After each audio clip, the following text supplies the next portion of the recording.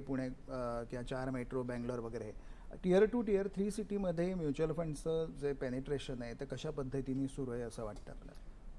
चांगला प्रश्न आहे शैलेशजी. तुम्ही जर ओव्हरऑल म्युच्युअल फंडचा जो ईएम बघितला त्याच्यातला जवळजवळ 88 ते 90% हा फक्त टॉप 10 ते 12 शहरांमध्ये आहे. म्हणजे दिल्ली, बँगलोर, पुणे, मुंबई ह्या शहरांमध्ये.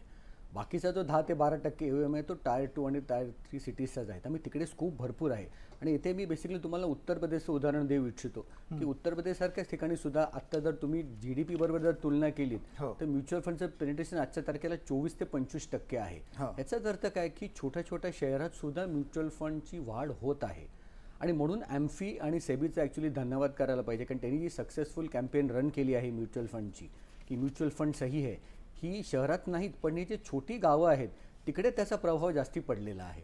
आणि असं मला वाटतं की पुढच्या 10 वर्षामध्ये म्हणजे तुम्हाला आश्चर्य वाटेल कदाचित UP किंवा आणखी जी छोटी शहरं आहेत, भुवनेश्वर किंवा आणखी जे छोटी छोटी शहरं आहेत तिकडे म्युच्युअल फंडचा प्रभाव आणखी वाढताना दिसेल. कारण जागरूकता निर्माण होतेच आहे, अवेअरनेस होतेच आहे. म्युच्युअल फंड कंपन्यांनी सुद्धा आपली चांगली टीम छोट्या छोट्या शहरांमध्ये दिलेली आहे म्युच्युअल फंडची वाढ व्हायला. त्यामुळे मला वाटत नाही, it's a matter of time. Definitely छोटी शहरं सुद्धा म्युच्युअल फंडच्या गुंतवणुकीमध्ये पुढे येणार. मला